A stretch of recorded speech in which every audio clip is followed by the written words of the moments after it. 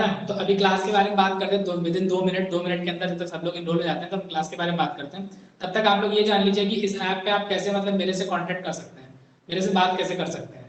ठीक है, इससे पहले आप लोग गूगल मीट वगैरह में पढ़ रहे थे, ये टीचमेंट है तो थोड़ा सा न्यू होगा आप सभी के लिए, है ना। तो देखो ये क्लासरूम मैंने क्रिएट कर दिया है, जिस क्लासरूम में आप बैठे हुए हो ये अब परमानेंटली क्रिएट हो गया है। अब यहाँ पे जितनी बार भी क्लासेस होंगी ना कोई भी, वो आपके पास नोटिफिकेशन आ जाएगा, जब तक कि या तो मैं आपको अनइनरोल ना करूँ या जब तक आप टीचमेंट अपने फोन से अनइंस्टॉल ना करें। ठीक है, तो आपको यहाँ पे जितनी भी क्लासेस होंगी ये सब फ्री होंगी और आप इनरोल हैं तो आप यहाँ पे इसके रिकॉर्डिंग सेशंस, ये जो सेशन चल रहा है जैसे इसको हम लोग अभी रिकॉर्ड भी कर रहे हैं, तो मतलब रिकॉर्डिंग भी हो रही है, अपने आप रिकॉर्डिंग अवेलेबल रहेगी, बात कीजिएगी।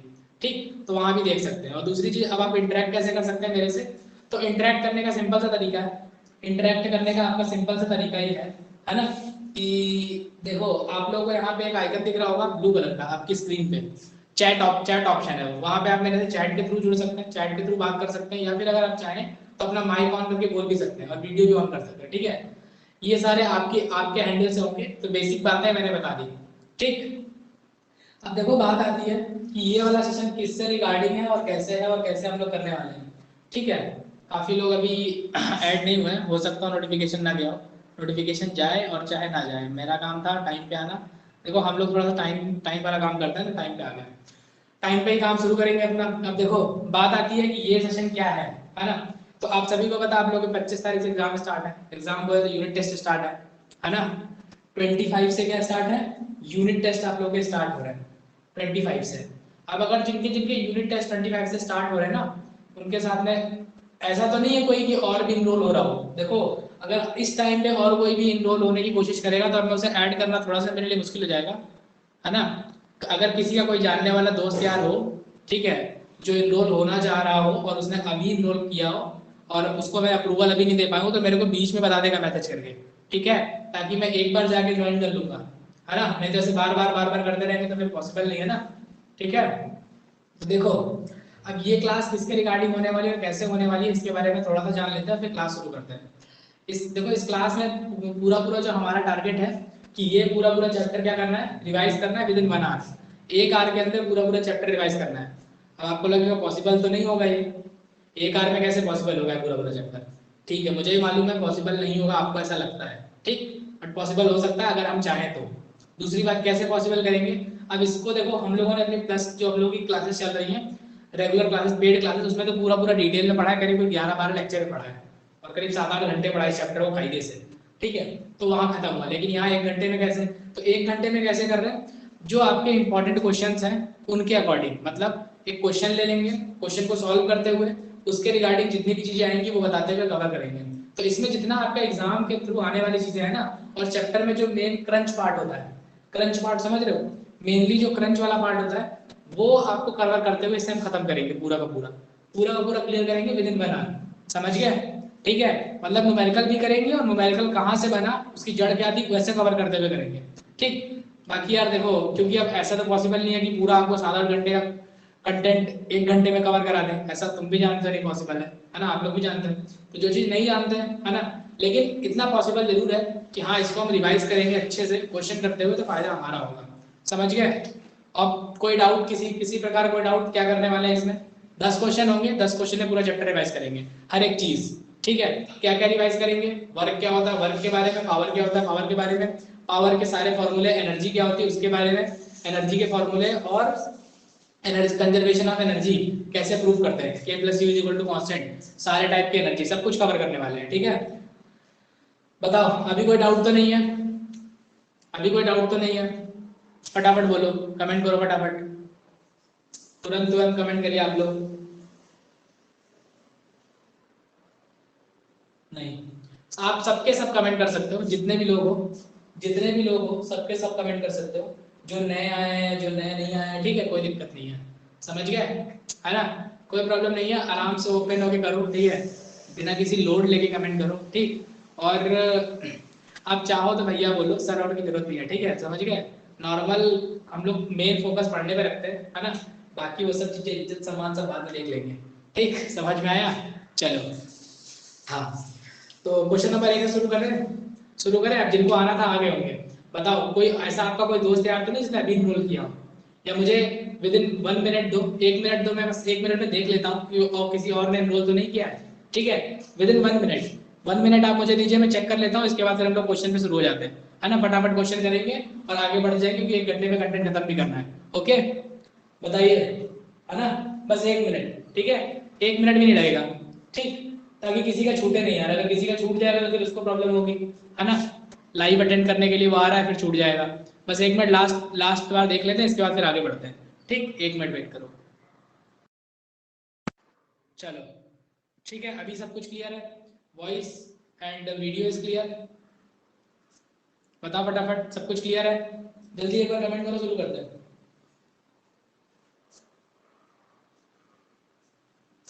हाँ हाँ हाँ, बहुत अच्छा। चलो क्वेश्चन नंबर 1, क्वेश्चन नंबर 1 से स्टार्ट करते हैं।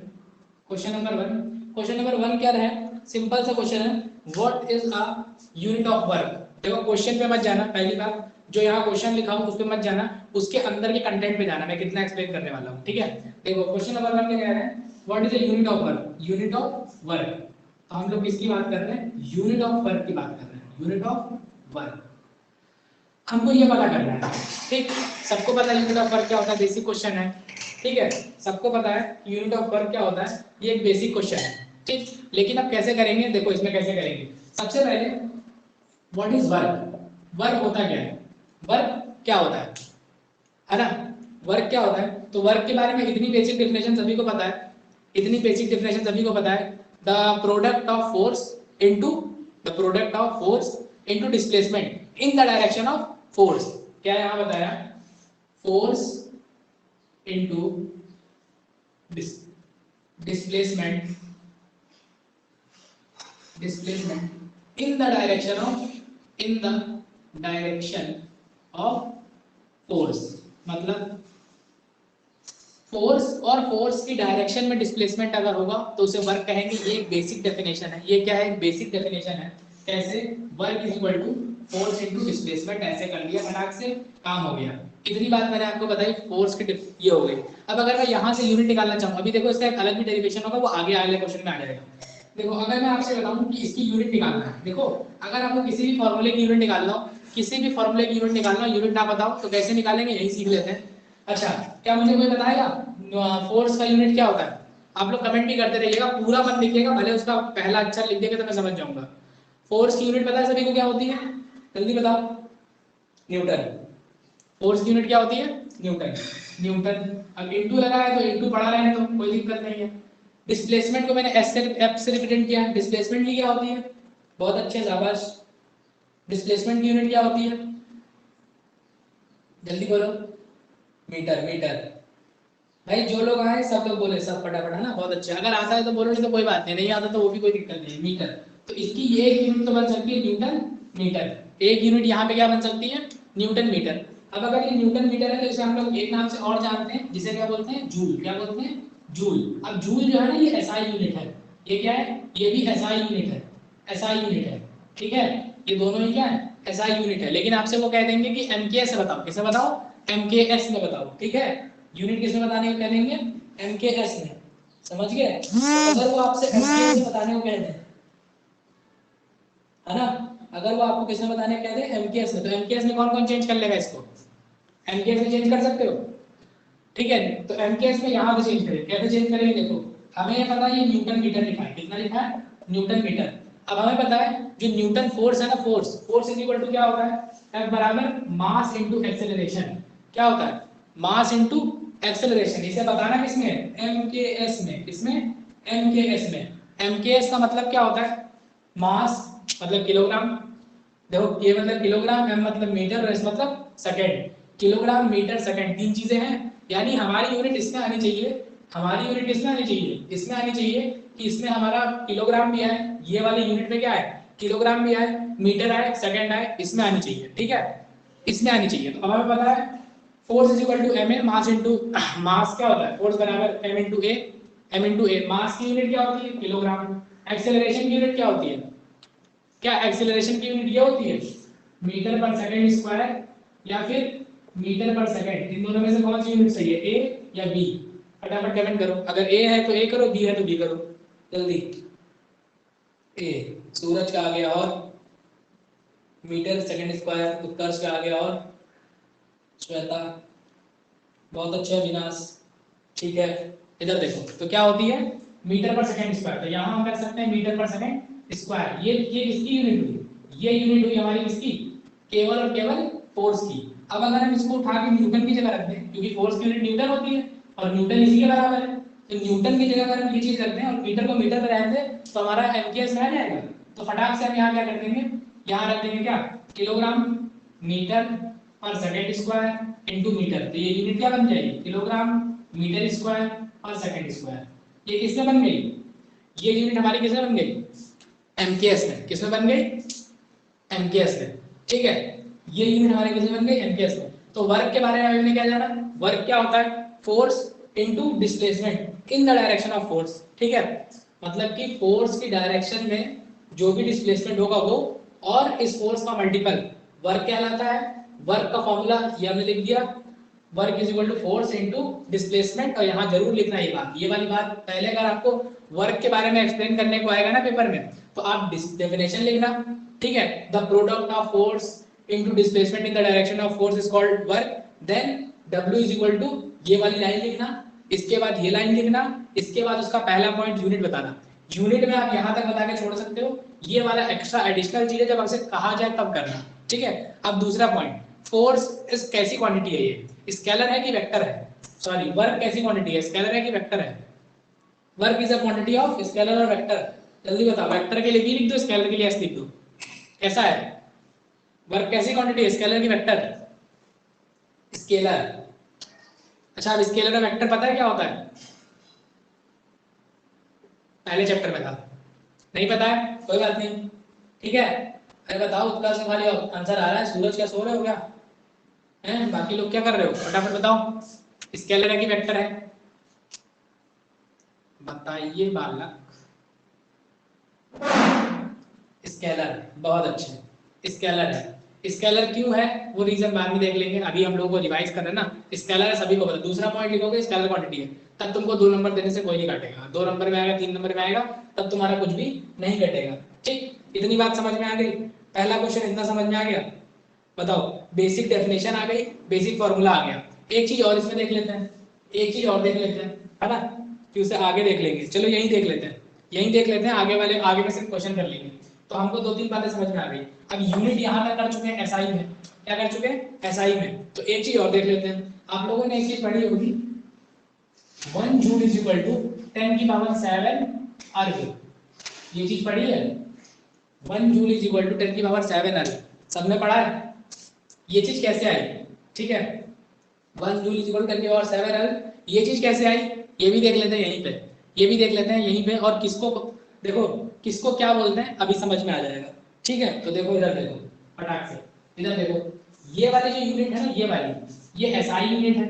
एसआई का मतलब पता है ना, इंटरनेशनल सिस्टम यूनिट, ठीक है। और ये कौन सी यूनिट है, ये सीजीएस यूनिट है। सीजीएस का मतलब centimetre gram second, CGS means centimetre gram second. बात समझ में आई। तो अब देखो, अब हमको पता है 1 जूल इज इक्वल टू 10 की पावर 7 अर्ग, ये चीज कैसे आई, और ये चीज रिलेशन याद कर लेना, आपके पेपर में 1 नंबर में फिल इन द ब्लैंक्स में या फिर एक जगह एक ऑप्शन से पूछ लिया जाएगा आपसे, ठीक है। और वैसे भी जहां तक आपका पूरा पेपर होता है वो ऑप्शनल टाइप ही बनता है, तो वो कहीं ना कहीं आपको बीच में डाल देंगे फिल करने को, फिर आप याद नहीं कर पाओगे। तो याद कर लो कैसे कैसे आएगा, याद रहेगा तो ठीक है, नहीं तो निकालना अभी सिखा दे रहा हूँ। देखो एसआई यूनिट अभी आपने निकाला है एमकेएस में, ऐसे निकाला है एमकेएस ने, कितना निकाला है, किलोग्राम मीटर स्क्वायर पर सेकंड स्क्वायर, इसको ऐसा लिख सकते हैं, बताओ, है ना।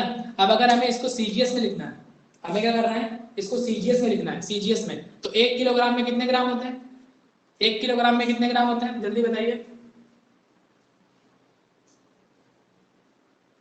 1000, सिंपल सी बात है, 1000 ग्राम कर दो। अच्छा 1 मीटर में कितने सेंटीमीटर होते हैं, 100 सेंटीमीटर, 100 सेंटीमीटर कर दो अपॉन, अब देखो 100 सेंटीमीटर कर रहे हो वो ठीक है, लेकिन मीटर का स्क्वायर सेंटीमीटर का क्या होगा, स्क्वायर होगा, सेंटीमीटर का भी क्या होगा, स्क्वायर होगा। सेकंड, तो यहाँ सेकंड में ही लिखना है, तो सेकंड को क्या लिखेंगे, सेकंड ही लिखा रहेगा, सेकंड को सेकंड ही लिखा रहेगा। अब इधर देखो, तो ये तो आ गया 10 की पावर 3 ग्राम, है ना। अब 100 का स्क्वायर करोगे तो 10 की पावर 4 बन जाएगा, 100 का स्क्वायर करेंगे तो 10 की पावर 4 बन जाएगा। बहुत अच्छे बेटा, ठीक है। तो ये क्या बन जाएगा 10 की power 4 centimetre square upon second square. अब अगर इसको हम ऐसे देखें तो 4 और 3 10 की पावर 7 एक्सपोनेंट में पढ़ा होगा ना कि अगर बेस सेम है तो पावर आपस में ऐड हो जाती है। ये सब बवाल हम लोग बहुत बहुत पहले बचपन में पढ़ लिए हैं। तो यहाँ हम लोग इसे लिख देंगे क्या 10 की पावर 7 ग्राम सेंटीमीटर स्क्वायर पर सेकंड। और जैसे हम लोग किलोग्राम मीटर स्क्वायर पर सेकंड को जूल बोलते हैं, वैसे ही ग्राम सेंटीमीटर स्क्वायर पर सेकंड को क्या बोलते हैं, अर्ग बोलते हैं। तो ये चीज क्या बन गई 1 जूल इज इक्वल टू 10 की पावर 7 अर्ग। याद हो गया निकालना? निकालना आया? जल्दी बताओ, निकालना समझ में आ गया कि नहीं आप लोगों को? फटाफट, बहुत इजी था है ना? कुछ भी नहीं था, ठीक है, कुछ भी नहीं था, कुछ भी नहीं था, बहुत अच्छे। अब इधर देखो, अच्छा इधर देखो, हमने वर्क का ये वाला फॉर्मूला तो बता दिया, ठीक, force in the direction of, ठीक है। अब थोड़ा सा इसका एक आपने फॉर्मूला पढ़ ही रखा होगा, W बराबर FS cos थीटा, वो कैसे आता है और वो क्या होता है, थोड़ा सा उसके बारे में जान लेते हैं क्योंकि आगे चल के वही यूज होने वाला है, ठीक है। देखो मैं जनरल से बात करता हूँ और 3 तरह से डेफिनेशन आपको दूंगा, ठीक है, 2-3 तरह से डेफिनेशन दूंगा और उन दोनों तीनों तरह की डेफिनेशन को आप यहाँ भी अप्लाई कर सकते हैं, ठीक। देखिए कैसे, इधर देखो फटाक से, अगर हम बात करते हैं इसमें स्क्रीनशॉट लेना तो ले लो फटाक से, मैं कुछ रफ करूंगा, जल्दी जल्दी स्क्रीनशॉट लेना तो ले लीजिए फटाफट, नहीं तो आपको दोबारा लेक्चर में देखने को मिलेगा इंपॉर्टेंट, है ना? ले लिया? डन?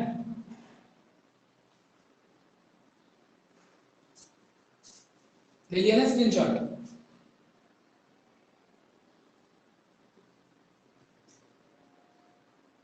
ले लिया होगा, चलो आगे देखते हैं। स्क्रीनशॉट ले लिया होगा, आगे देखते हैं, रफ करते हैं, ठीक है। देखो अच्छा देखो, अगर मैं बात करता हूँ वर्क की, अगर मैं बात करता हूँ वर्क की, ठीक है, थोड़ा सा हम लोग आते हैं काम की बात पे। देखो इसके बाद न्यूमेरिकल शुरू हो जाएगा क्योंकि इस सारे फॉर्मूले यहाँ बता दूंगा।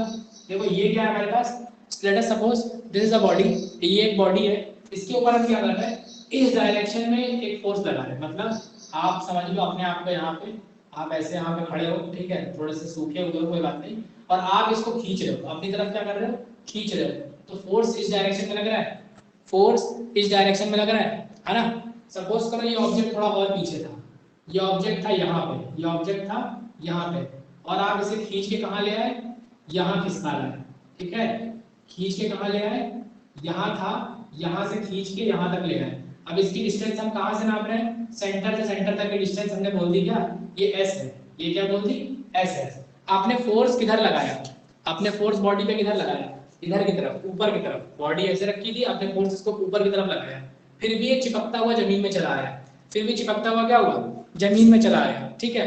तो अब इस फॉर्मूले में कैसे क्या करेंगे, तो देखो फोर्स हमको पता इधर है, डिस्प्लेसमेंट इधर हो रहा है, फोर्स किधर लग रहा है, इस डायरेक्शन में, लेकिन डिस्प्लेसमेंट किधर हो रहा है, इधर लग रहा है ना? और अभी देखो, और ये मैं कह दूं कि अगर मैं हॉरिजॉन्टल डायरेक्शन से इसको देखूं तो हॉरिजॉन्टल डायरेक्शन से जो फोर्स है वो मान लो थीटा एंगल पे लग रहा है, कितने एंगल पे, थीटा एंगल पे। इट मींस कि डिस्प्लेसमेंट तो हमारा इधर हो रहा है और फोर्स किधर लग रहा है, इधर लग रहा है, फोर्स किधर लग रहा है, इधर लग रहा है, ठीक है। अब देखो ये फोर्स दो तरह के काम करेगा, ये वाला फोर्स क्या करेगा, दो तरह के काम करेगा। कैसे, आपने कभी भी वो कुछ भी बांध करके घसीटा ना बचपन में, कुछ भी बांध के घसीटो, घसीटता जब तक हल्का फोर्स लगाओगे तब तक तो वो इधर ही खींचता है, लेकिन अगर थोड़ा सा ज्यादा फोर्स लगा दो तो वो चीज आगे से क्या होती है, लिफ्ट हो जाती है, आगे से उड़ जाती है। ऐसा ही होता है, जैसे आप लोगों ने कभी गाड़ी वाड़ी खींची होगी कुछ भी अपनी, तो होता क्या है, वो गाड़ी आगे जाती रहती जाती रहती जाती रहती है, लेकिन कुछ दूर जाने के बाद क्या होती है, वो लिफ्ट हो जाती है। ऐसे क्या कर जाती है, वो लिफ्ट हो जाती है ना? ऐसा ही होता है ना? तो लिफ्ट क्यों हो जाती है, लिफ्ट होने के पीछे रीजन क्या है, तो रीजन सुनते हैं फटाफट। देखो अगर हम बात करते हैं फोर्स की, इस वाले फोर्स के लिए दो काम करता है। कैसे, देखो एक पहली चीज, अच्छा इस बॉडी का कुछ ना कुछ मास होगा, कोई बॉडी सबका मास होता है क्योंकि एक मैटर है, मैटर के बारे में आप लोग जानते ही हो, मैटर क्या होता है ना? तो मैटर है तो मैटर का मास होगा, मास होगा तो इसके ऊपर एक फोर्स नीचे की तरफ लगेगा जिसे क्या बोलते हैं, mg, ठीक है। इसकी ग्रेविटी की तरफ एक फोर्स लगेगा जिसे बोलते हैं mg, बात समझ में आई? और इसको बैलेंस करता हुआ एक फोर्स ऊपर की तरफ लगेगा जिसे बोलते हैं reaction force. According to Newton's third law, every action have equal and opposite reaction, क्योंकि जब ये इसको दबाएगा तो ये वाला जो सरफेस है ना, ये भी इसको ऊपर की तरफ लगा के ढकेलेगा। कैसे, अपना टेबल हाथ पे रखो, अपना हाथ जो है टेबल पे रखो और प्रेस करो टेबल को, तुम्हें ऐसा लगेगा टेबल भी तुमको ऊपर की तरफ ढकेल रही है। तो इस फोर्स को ये बैलेंस कर लेंगे, mg को ये बैलेंस कर ले गया। अब ये जो फोर्स है ना, इसके दो कंपोनेंट हैं। कौन से कंपोनेंट? पहला कंपोनेंट क्या करेगा, पहला कंपोनेंट इसको ऊपर उठाने का प्रयास करेगा, जो इसका रिएक्शन फोर्स आ रहा है ये इसको ऊपर उठाने का प्रयास करेगा, चाहेगा कि गाड़ी क्या हो जाए, लिफ्ट हो जाए, लेकिन गाड़ी लिफ्ट नहीं होगी। कब तक नहीं लिफ्ट होगी? जब तक ये वाला फोर्स, जब तक mg is greater than f है, जब तक ये वाला फोर्स, इसका वेट इसके अपवर्ड डायरेक्शन, इसके अपवर्ड कंपोनेंट के कारण क्या है, ज्यादा है, तब तक ये लिफ्ट नहीं होगा, तब तक ये चपक के चलता रहेगा ऐसे ही, है ना। और दूसरा फोर्स, इसका जो दूसरा कंपोनेंट है, इसके दो कंपोनेंट होंगे, एक कंपोनेंट अपवर्ड डायरेक्शन में जाने का प्रयास करेगा, उठाने का यहाँ से इस सतह को छोड़ने का प्रयास करेगा, और एक क्या करेगा, इस डायरेक्शन में मूव कराने की कोशिश करेगा, इस डायरेक्शन में मूव कराने की कोशिश करेगा। तो ये जो मूव हो रहा है ना, वो इस डायरेक्शन वाले फोर्स की वजह से हो रहा है, ठीक। अब ये डायरेक्शन वाला फोर्स कितना होगा, जो मैं ये बता रहा हूँ, अगर मैं मान लूँ, अगर मैं लेट सपोज करूँ कि ये वाला फोर्स F1 है, या ऐसा कह लो F डैश है, या Fx कह लो, x डायरेक्शन में और ये y डायरेक्शन में, तो जो ये वाला फोर्स है ना, ये वाला फोर्स और इस डिस्प्लेसमेंट का मल्टीप्लाई कर दे, तभी तो हमें वर्क डन मिलेगा। क्योंकि वर्क डन की डेफिनेशन क्या कहती है, वर्क डन की डेफिनेशन ये कहती है कि force into displacement in the direction of displacement in the direction of force, in the direction of force. तो अगर फोर्स इधर लग रहा है और डिस्प्लेसमेंट इधर हो रहा है, डिस्प्लेसमेंट इधर हो रहा है, तो हम कैसे कह सकते हैं कि ये जो फोर्स लग रहा था बीच वाला, यही वाला फोर्स इसको डिस्प्लेस करा रहा है? नहीं करा रहा ना, इसका कौन सा कंपोनेंट, हॉरिजॉन्टल कंपोनेंट जो है, इसको क्या करा रहा है, डिस्प्लेस करा रहा है। तो हमको यहाँ वैल्यू किसकी रखनी पड़ेगी, हॉरिजॉन्टल कंपोनेंट की रखनी पड़ेगी, हॉरिजॉन्टल कंपोनेंट की वैल्यू रखनी पड़ेगी। अब हॉरिजॉन्टल कंपोनेंट की वैल्यू कैसे रखेंगे, हॉरिजॉन्टल कंपोनेंट के बारे में पता कैसे चलेगा, है ना। तो ये पता चलने के लिए वेक्टर में लॉ है, वेक्टर में डिकम्पोजिशन ऑफ वेक्टर है, वहां से पता चलता है, लेकिन आपके सिलेबस में नहीं है, आपके सिलेबस में अभी नहीं है, अगले साल आएगा। तो आप कैसे चेक करेंगे? तो चेक करने का तरीका क्या है, फटाफट सुनिए, ठीक है। क्या करेंगे, तो बस हम इतना याद रख लेते हैं, इतना याद रख लेते हैं कि जिस लाइन से एंगल दिया होगा, जिस लाइन से एंगल दिया होगा, उसका कॉस कंपोनेंट, उसका कॉस कंपोनेंट हॉरिजॉन्टल होगा। मतलब अगर मुझे ये वाला कंपोनेंट निकालना है, मतलब जिससे एंगल दिया है, तो इसे क्या बोल देंगे, Fx F cos थीटा, यानी इस वाले फोर्स का कॉस कर दो, इस वाले फोर्स का कौन सा कंपोनेंट लो, Fx F cos थीटा ले लो, और ऊपर वाले को sin थीटा दे दो, ठीक है। चूंकि ये जो है ना, क्योंकि इस सरफेस को छोड़ नहीं रहा है, और sin थीटा में मतलब y डायरेक्शन में कोई भी डिस्प्लेसमेंट नहीं हो रहा है, तो y डायरेक्शन में कोई भी वर्क नहीं होगा, वर्क केवल x डायरेक्शन में होगा। तो हम लोग यहाँ जो फोर्स रखेंगे वो कौन सा रखेंगे, Fx into s। अब Fx की वैल्यू कितनी है, F cos theta into s, ये आ गया वर्क। अब यहाँ पे क्या, यहाँ पे एक पहली डेफिनेशन सुनो, क्या, द प्रोडक्ट ऑफ है ना cos component of force into displacement. पहली डेफिनेशन क्या है, इस वाले को ऐसे लिख सकते हैं, ये Fx cos थीटा है क्या, Fx cos थीटा है क्या, ये जो Fx है ये क्या है, Fx अगर मैं यहाँ लिखूं, Fx क्या है, Fx is a horizontal component of force, it is a horizontal component और cos कंपोनेंट ऑफ फोर्स, है ना। हम यहाँ क्या लिख सकते हैं, horizontal component of force, component of force. तो हम यहाँ ये कह सकते हैं कि इसकी डेफिनेशन में, डेफिनेशन कैसे लिख सकते हैं, इस चीज को बोल सकते हैं ना हॉरिजॉन्टल कंपोनेंट ऑफ फोर्स। तो हम यहाँ क्या कहेंगे कि वर्क की डेफिनेशन क्या कह देंगे, work is a product of horizontal component of force into displacement, horizontal component of force into displacement. पहली डेफिनेशन ये हो गई, है ना। अब ऐसा भी तो हो सकता था कि डिस्प्लेसमेंट जो हो वो इस डायरेक्शन में हो रहा होता और फोर्स इधर लग रहा होता, डिस्प्लेसमेंट हो रहा होता, तो डिस्प्लेसमेंट का लेते, तो क्या लिखते हैं कि horizontal component of displacement into force, ठीक है। वो भी वर्क डन के बराबर होगा। ये वाली बात थोड़ी कम समझ में आई होगी, लेकिन कोई बात नहीं, पहली बात से आप काम चला दीजिए, ठीक है।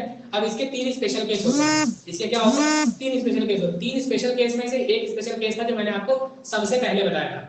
तो तीन स्पेशल केस फटाफट देख लीजिए क्या क्या होते हैं, डिपेंड करते हैं थीटा पे, डिपेंड करते हैं थीटा पे, ठीक है। तो देख लेते हैं। देखो मैं सारे जो इसके पार्ट है ना वो भी करा करके फिर न्यूमेरिकल पे आता हूँ, ठीक।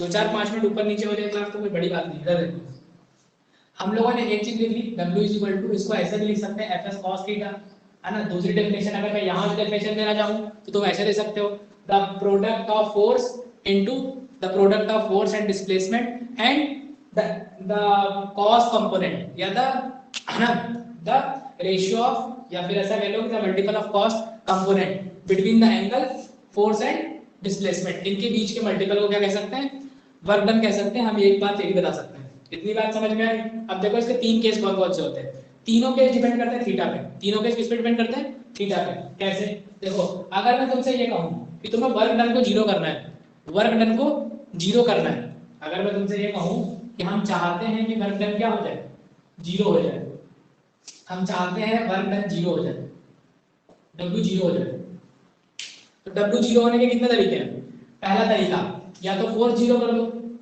फोर्स जीरो कर दो।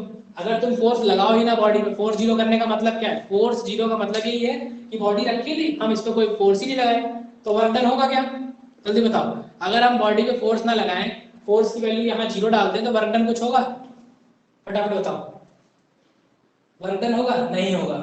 ठीक, दूसरी बात है ना, यानी कि फोर्स जीरो करने का पहला तरीका, मतलब वर्क डन जीरो करने का पहला तरीका क्या है, फोर्स जीरो कर दो। दूसरा तरीका क्या है, दूसरा तरीका क्या है, डिस्प्लेसमेंट जीरो कर दो। अगर वर्क हमें जीरो करना है, वर्क हमें जीरो करना है, तो हम क्या करते हैं, डिस्प्लेसमेंट जीरो करते हैं। मतलब जैसे ये दीवार है, इस दीवार पे मैं फोर्स लगाता जाऊं, इस दीवार पे मैं फोर्स लगाता जाऊं, तो डिस्प्लेसमेंट होगा नहीं, तो वर्क डन जीरो हो जाएगा। दो तरीके ये हो गए, है ना, दो तरीके ये हो गए। तीसरा तरीका ऐसा है जो आप लोगों को क्या करता है, परेशान करता है, जो आपको दिखाया जाएगा, उसमें क्या होगा, फोर्स भी लगेगा, ठीक है, डिस्प्लेसमेंट भी होगा, लेकिन फिर भी वर्क डन जीरो होगा। ऐसा कब होगा, तो चेक करते हैं कब होगा। ठीक है, देखो तीसरा तरीका क्या है, अब वर्क डन जीरो है, वर्क डन जीरो है, लेकिन force does not zero, displacement does not zero, ये दोनों जीरो नहीं है, तो कैसे जीरो हो सकता है। अच्छा, तो किस पे डिपेंड करेगा, थीटा पे। किस पे डिपेंड करेगा, थीटा पे। थीटा के तीन केस बन जाएंगे।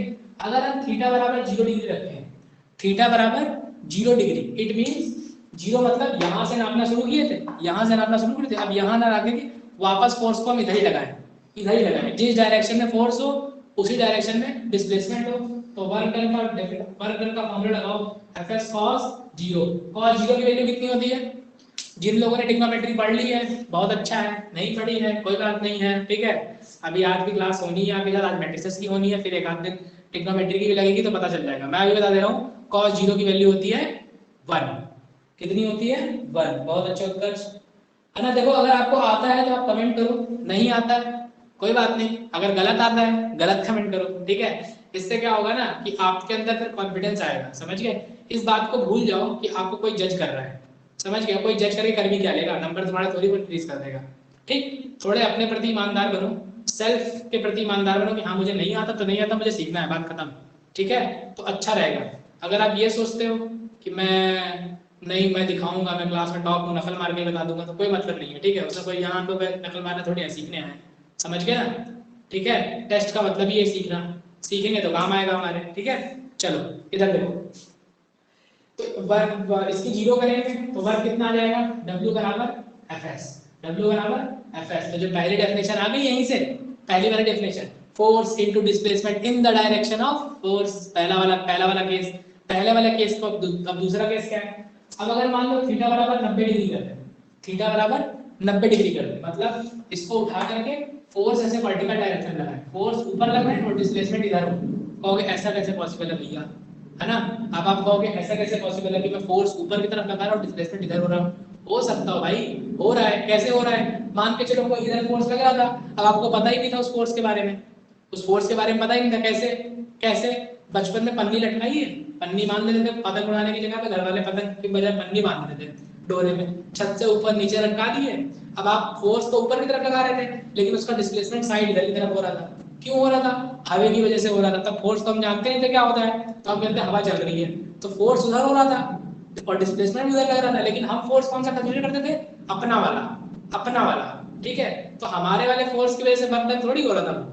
तो ऐसा है, तो इनके बीच में मान लो अगर एंगल कितना है 90 डिग्री, तो अगर 90 डिग्री है तो फिर से यहाँ लगाएंगे W बराबर Fs cos 90, cos 90, तो cos 90 की वैल्यू क्या होती है 0, तो वर्क डन क्या आ जाएगा 0। यही केस है जिसमें आप लोगों को लोग आपको उल्लू बनाते हैं, मतलब फोर्स अपवर्ड डायरेक्शन में, डिस्प्लेसमेंट इधर, तो वर्क डन क्या होगा 0। जैसे आप बस्ता टांग के पीठ पे गए कॉलेज स्कूल तक, तो बस्ते के जो वेट है वो नीचे की तरफ लग रहा था, लेकिन आप डिस्प्लेस करके कहाँ ले गए, अपने स्कूल तक ले गए, तो आपने वर्क डन क्या किया, 0, क्योंकि डिस्प्लेसमेंट क्या था, फोर्स के परपेंडिकुलर, आप चलोगे ऐसे, फोर्स लगेगा ऐसे, एंगल कितना बना बीच में 90, तो वर्क डन कितना हुआ 0। समझ गए, क्लियर। नेक्स्ट चीज, when theta is equal to 180, नीचे लिख रहा हूं theta is equal to 180 degree, 180 it means, अब मैं कह रहा हूं इसको घुमा के बिल्कुल ऐसे ले आया और फोर्स मैं इधर की तरफ लगा रहा हूं, लेकिन डिस्प्लेसमेंट क्या हो रहा है, उधर की तरफ हो रहा है, डिस्प्लेसमेंट क्या हो रहा है, उधर की तरफ हो रहा है। कहते हो ऐसा पॉसिबल कैसे है, एवरीथिंग इज पॉसिबल, ठीक है, पॉसिबल हो सकता है ना। एक कल्पना भी कर सकते हो थोड़ी देर के लिए, क्योंकि जब एग्जांपल लेके आएंगे तो फिर एग्जांपल बताने लगेंगे तो बहुत सारा टाइम लग जाएगा, है ना। तो थोड़ी देर के लिए कल्पना कर लो कि हाँ ऐसा होता होगा और होगा, आगे मैं प्रूफ कर लूंगा होगा, ठीक है। तो इधर देखो थीटा इक्वल टू 180, तो हम लोग लिखेंगे क्या, w बराबर fs cos 180, fs cos 180। जब fs cos 180 लिखेंगे तो cos 180 की वैल्यू होती है -1, कितनी होती है -1, तो ये जो फार्मूला लिखेंगे fs -1, तो w बराबर क्या आ जाएगा -1 fs माइनस, मतलब निगेटिव वर्क आएगा, निगेटिव इन द सेंस कि डायरेक्शन के अपोजिट डायरेक्शन में वर्क हो रहा होगा, ठीक है। तो ये मिनिमम वर्क होगा और ये वाला वर्क कैसा होगा, मैक्सिमम वर्क होगा, और 0 कब होगा, इस कंडीशन में होगा। तो बात समझ में आई, वर्क के बारे में पूरा एनालिसिस जितना देना था मैंने दे दिया। अब इसका हम लोग क्वेश्चन पे चलेंगे। यहाँ तक किसी को कोई समस्या, दिक्कत, परेशानी जो भी है बताओ फटाफट, और इसका स्क्रीनशॉट लेना तो ले लो, जल्दी बताओ। एनी प्रॉब्लम, समस्या, दिक्कत, परेशानी?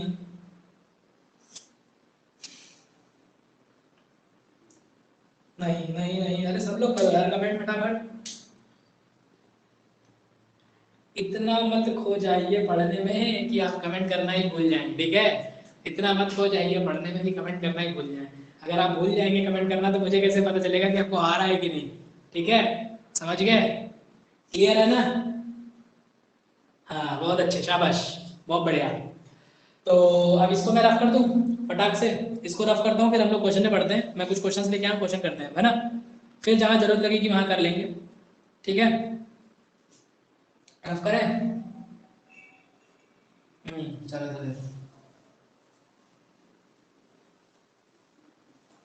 इधर देखो। अब अगर हम बात करते हैं, मेरे पास एक क्वेश्चन है, क्वेश्चन नंबर 2, ठीक, क्या क्वेश्चन नंबर 2 है।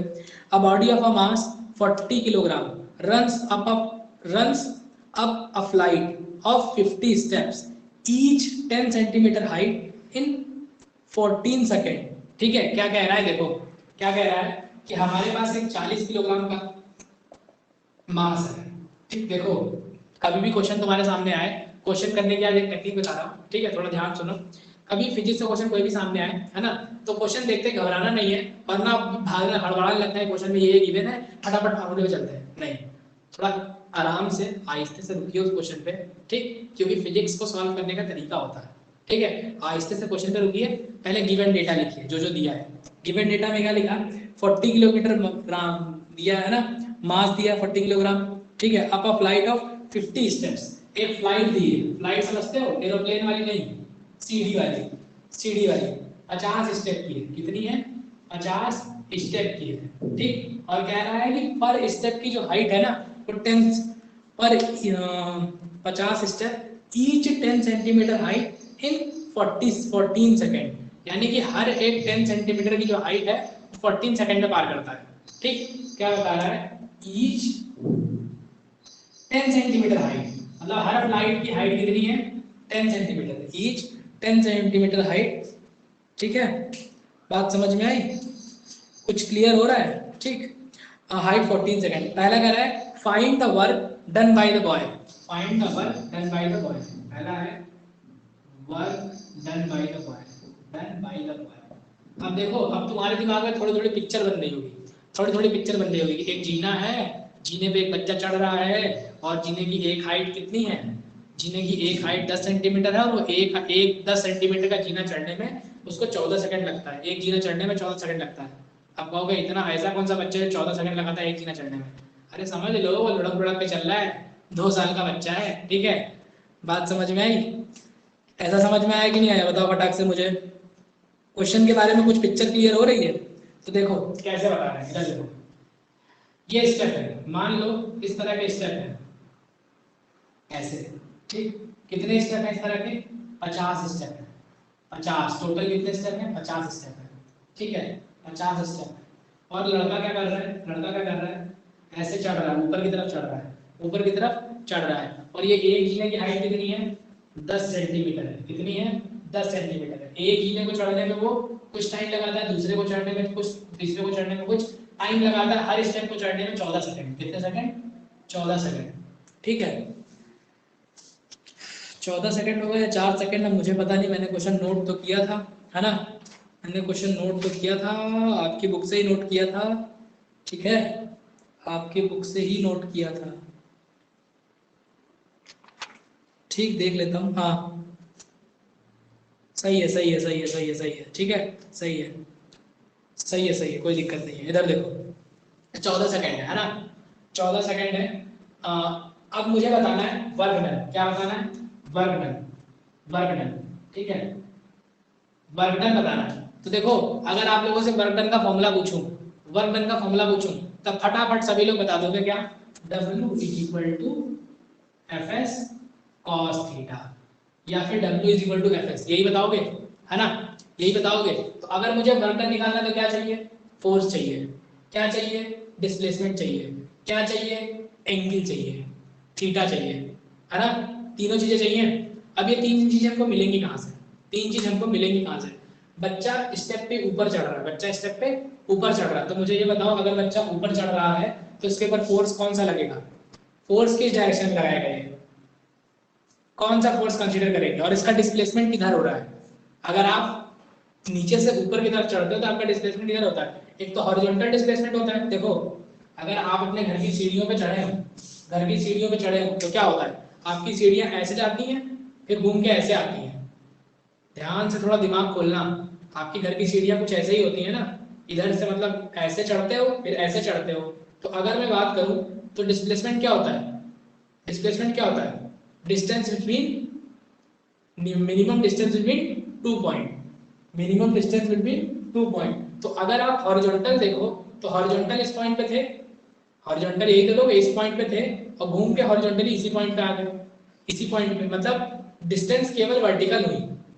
भाई डिफरेंस कितना आएगा? अगर इस पॉइंट से और इस पॉइंट पे देखोगे तो मिनिमम डिस्टेंस कितनी आएगी? केवल यही वाली आएगी, हॉरिजॉन्टल तो आएगी नहीं। क्यों? सही कह रहा हूं कि नहीं मैं? डिस्प्लेसमेंट कितना आएगा? यही वाला आएगा, बीच वाला। अरे बताओ बालक, हॉरिजॉन्टल भी आती है, कैसे आती है? हमारे यहाँ लैब्स वाली है। अच्छा, अरे भाई देखो, स्पेशल केसेस में मत जाओ, ठीक है, स्पेशल केसेस में मत जाओ, ठीक, फिर वो बात अलग हो जाएगी, फिर वहां तुमको हॉरिजॉन्टल फोर्स भी देगा, तो वो चीज अलग है। पहले ये बताओ, अभी तो जीरो आएगी ना, अभी तो केवल यही वाली आएगी ना, केवल वर्टिकल आएगी, हॉरिजॉन्टल जीरो आएगी, ऐसा तो मानते हो? अगर मैं सीधा वाला जीना की बात करूं, ठीक है, ऐसा मानते हो कि नहीं? जल्दी बताओ। अरे सब लोग बताओ कि सब लोगों के दिमाग में नहीं जा रहा है। अगर नहीं जा रहा तो बताओ, फिर मैं जल्दी बताऊं, जल्दी जल्दी बोलो फटाफट, हाँ ना, कुछ तो जवाब करो भैया जी, आंसर दे हमको कृपया। हाँ बहुत अच्छे, ठीक है, बहुत अच्छे। आप इधर देखो, तो हाँ, हमको पता है कि इस बच्चे के लिए डिस्प्लेसमेंट कौन सी लेंगे हम? ये वाली लेंगे। डिस्प्लेसमेंट कौन सी लेंगे? ये वाली। तो एस का तो काम हो गया, 10 centimetre, 10 centimetre, 10 centimetre, 10 centimetre, 10 centimetre, 10 centimetre, कितनी बार छोड़ना है? 50 बार। कितनी बार? 50 बार। तो मैं अभी उसको वही लिखा रहता ना, मैं इधर कुछ कर ले रहा हूँ, है ना। तो अगर मैं आपसे पूछूं कि वर्टिकल डिस्टेंस कितनी हो जाएगी, तो बता लोगे? बता लोगे कि vertical, vertical displacement, vertical displacement, तो वर्टिकल डिस्प्लेसमेंट कितना हो जाएगा? एक सीढ़ी है 10 सेंटीमीटर की, और कितने स्टेप हैं? 50। कितने हैं? 50। 1 किलो आलू कितने का है? 8 रुपए का है, तो 10 किलो आलू कितने का होगा? 80 रुपए का, है ना, 80 रुपए का। तो यानी ये कितना हो गया? 500 सेंटीमीटर, 500 सेंटीमीटर, 500 सेंटीमीटर बोले तो 5 मीटर, ये तो आता है ना, ठीक है। चलो, एक काम निपट गया, एक काम निपट गया। अब फोर्स, फोर्स कैसा लगेगा, है ना, तो हमको पता है वो ऊपर जा रहा है, तो इसका वेट नीचे की तरफ काम करेगा, इसका वेट नीचे की तरफ काम करेगा। अब बच्चा मान लो यहाँ पहुंच गया, तो बच्चे का वेट नीचे की तरफ mg काम करेगा, बताओ, mg, तो यही इसका फोर्स होगा। कितना होगा जल्दी जल्दी बताओ जरा, m into g करके। g की value take, g is equal to take 10 metre पर सेकंड स्क्वायर। कैलकुलेशन हार्ड नहीं बना रहे हैं, ठीक है, कैलकुलेशन हार्ड नहीं बना रहे हैं, कैलकुलेशन तो हम लोग कर ही लेंगे। जल्दी बताओ, जल्दी जल्दी जल्दी बताओ।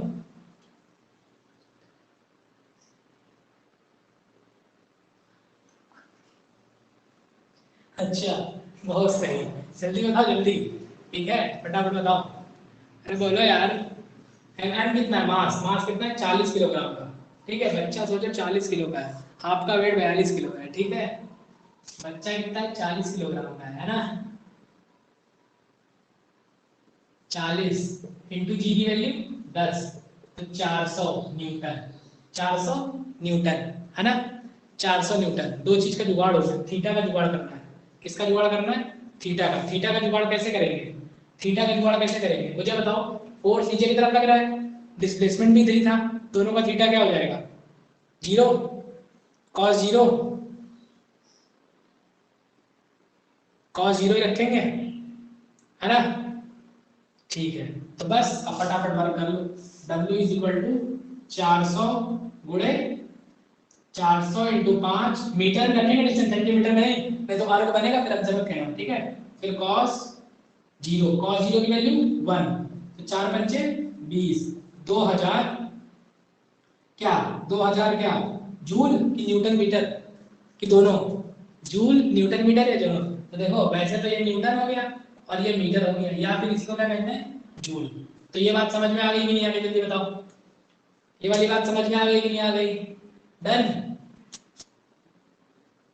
डन। अरे भाई बताओगे, अंकिता तुमको समझ में आई कि नहीं आई। अविनाश, श्वेता, सूरज, सब बताओ फटाफट। हाँ ठीक है, तो पहला क्वेश्चन हो गया, इसका पहला पार्ट हो गया। दूसरा पार्ट पूछ रहे हैं पावर, क्या पूछ रहे हैं, power.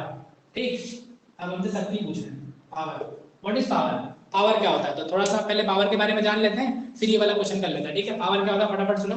Power is equal to होता है work done upon per unit time या रेट ऑफ चेंज ऑफ, मतलब ऐसा कह लो कि पर यूनिट टाइम पे जितना वर्क डन होता है उसे क्या बोलते हैं, पावर बोलते हैं। बेसिक डेफिनेशन है, P इज इक्वल टू, ये ऐसा कह लो, वर्क डन अपॉन टाइम, यानी एक फिक्स इंटरवल ऑफ टाइम पे जितना वर्क डन कोई मशीन करती है, कोई इंसान करता है, उसे उसका क्या बोलते हैं, पावर, शक्ति बोलते हैं या फिर सामर्थ्य बोलते हैं, ठीक है। इतनी बात समझ में आई।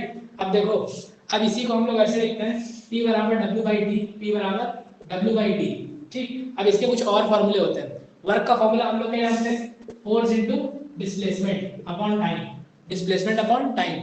क्या ये बात सभी जानते हैं, डिस्प्लेसमेंट अपॉन टाइम क्या होता है, डिस्प्लेसमेंट अपॉन टाइम क्या होता है, displacement upon time is equal to velocity, है ना। Displacement upon time is equal to क्या, वेलोसिटी। हाँ फटाफट रिप्लाई कर देना जिनके दिमाग में गूंज रहा है। ठीक है, बन जाएगा F into V। तो वर्क पावर के दो फॉर्मूले बन गए, पावर के दो फॉर्मूले हमारे पास बन गए, ठीक है। अब अगर हम पावर की यूनिट की बात करें, यूनिट, तो यूनिट यहीं से निकाल लो। वर्क की यूनिट क्या, न्यूटन, न्यूटन नहीं यार, जूल। वर्क की यूनिट क्या, जूल, और टाइम की यूनिट सेकंड, तो इसका इसका यूनिट क्या हो गया, जूल पर सेकंड। क्या हो गया, जूल पर सेकंड। बात समझ में आया कि नहीं आया, सबको इतना बताओ। हाँ बहुत अच्छे, बहुत अच्छे अविनाश, ठीक है। तो जूल पर सेकंड हो गया, इसकी यूनिट हो गई जूल पर सेकंड। इतनी बात हमारे दिमाग में घुस गई बहुत अच्छे से। अच्छा, इसकी दूसरी यूनिट क्या होती है, दूसरी यूनिट होती है वाट। क्या होती है, वाट, ठीक, वाट। अब एक बात और याद कर लेना यहीं पे, एक बात यहीं पे और याद कर लेना, क्या क्या, ठीक है। देखो, एक horsepower is equal to 746 watt, 746 watt, यही है ना। 746 वाट ही होता है, कंफ्यूज हो गया यार मैं, ऐसा नहीं होना चाहिए, है ना। सही है, सही है ना, क्यों, बताओ जरा, चेक करके बताओ, सही है, मैं सही बता रहा हूँ, अपने आप से बताना, देखना नहीं, नकल मत मारना है, ठीक है, नकल मत मारना, बताना 746 वाट ही होता है। 1 horsepower is equal to,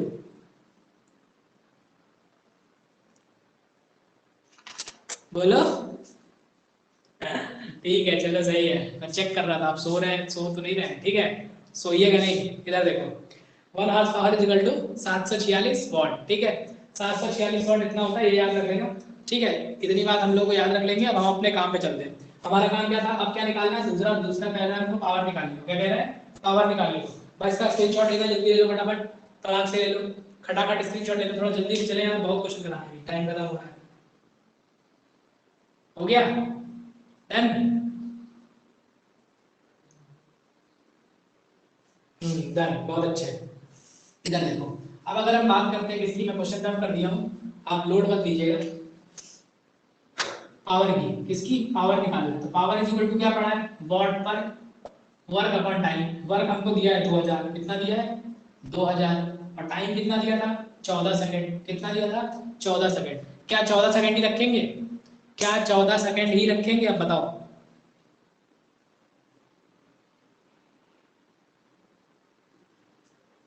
जल्दी बताओ।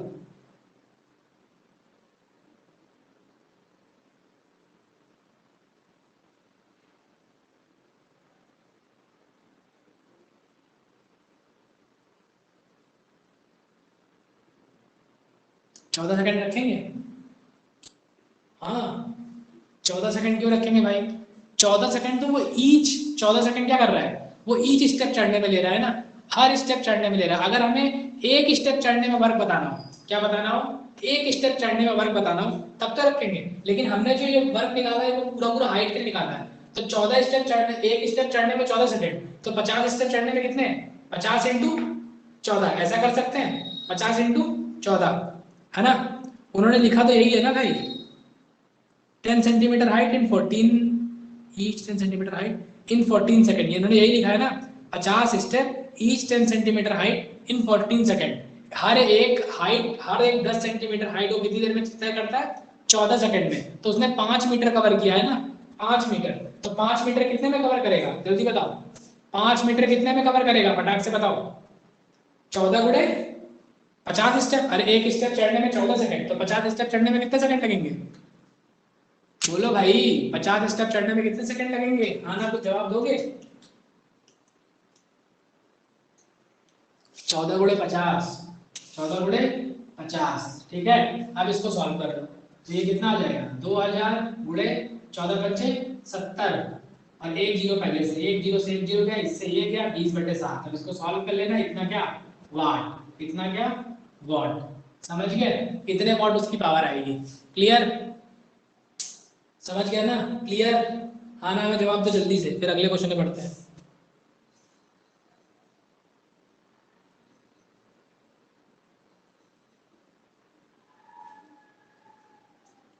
बहुत अच्छे, बहुत अच्छे, बहुत अच्छे, बहुत अच्छे, ठीक है। अगला क्वेश्चन देखो, अगला क्वेश्चन है, आप देखो क्वेश्चन नंबर 3 मैंने निकाला था कि कन्वर्जन ऑफ जूल और 1 हार्स पावर, तो 1 हार्स पावर मैंने यहाँ बता दी, और जूल के बारे में वहां बता दिया, जूल के बारे में, जूल इज इक्वल टू अर्ग में रिलेशन आगे बता दिया था। अब हम लोग आगे की बात करते हैं, अब हम लोग आगे की बात करते हैं किसकी, अगला वाला हम लोग बात करते हैं उसकी, डिफाइन एनर्जी। अब एनर्जी क्या होती है, व्हाट इज एनर्जी, और एनर्जी के साथ साथ में 1 कैलोरी क्या होता है, दो बातें, दो मेरे हिसाब से आपके एग्जाम के लिए दो क्वेश्चन इंपॉर्टेंट है, इसीलिए मैं बता दे रहा हूँ, है ना। और फिर आगे बढ़ते हैं, फिर न्यूमेरिकल लगाएंगे, ठीक है। डिफाइन एनर्जी एंड 1 कैलोरी, ठीक है, फटाफट देखो, ठीक, define energy and 1 calorie, define energy and 1 calorie की डेफिनेशन, दोनों बातें बतानी है, 1 कैलोरी की डेफिनेशन दोनों बातें बतानी है, ठीक है। एनर्जी क्या होता है और 1 कैलोरी की डेफिनेशन बतानी है, ठीक है। एनर्जी क्या होता है, देखो जो भी हम वर्क डन करते हैं, जो भी वर्क डन हमारे द्वारा किया गया होता है, वही एनर्जी के बराबर होता है। Done, work done is equal, work done is equal to energy, जो हमारी वर्क डन होगा ना, वही क्या होगा, एनर्जी होगा, ठीक है, वही क्या होगा, एनर्जी होगा। बात समझ में आएगी नहीं, क्लियर।